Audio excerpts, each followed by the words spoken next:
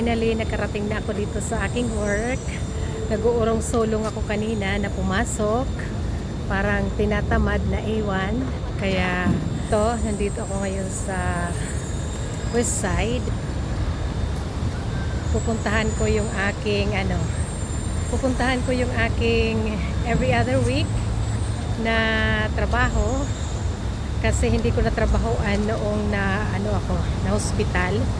Hindi ako nakapagtrabaho ng isang linggo. Kaya babawi ang lola nyo ngayon. So, andito na ako.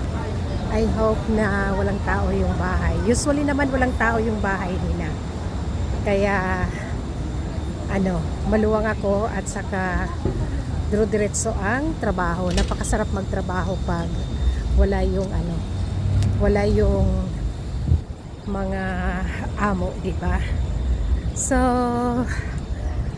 ito yung trabaho ko na every other week. Italiana, mabait na family. Yun ang palabigay kay Lola ng mga designer na mga damit, bag at saka sapatos. Kaya hindi ko siya hindi ko siya maiwan-iwanan dahil napakabait niya. At saka very flexible sila sa akin. Flexible din sila. Flexible din ako sa kanila. Ito yung sa aking work. Yan. So, dito ako maglalakad sa area na to.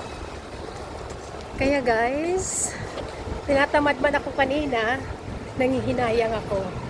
Feeling okay ang lola naman. May kunti pa siyang may kunti pa akong pain na nararamdaman, pero pinapahinga ko pag nararamdaman ko. Lalo na doon sa aking trabaho kina Steve, talagang dahan-dahan lang ang lola dahil alam niyo naman na 2 palapag yun. Kailangan ni lola mag-ingat-ingat sa pagmumove, sa paglalakad, kaya talaga naman nagtitake time ako. So okay guys, hanggang dito na lang dahil malapit na ako sa aking work. At saka pagdating ko doon, alam ko yung anak nag-work from home. Kaya diretso ang aking trabaho. Pero minsan umaalis siya.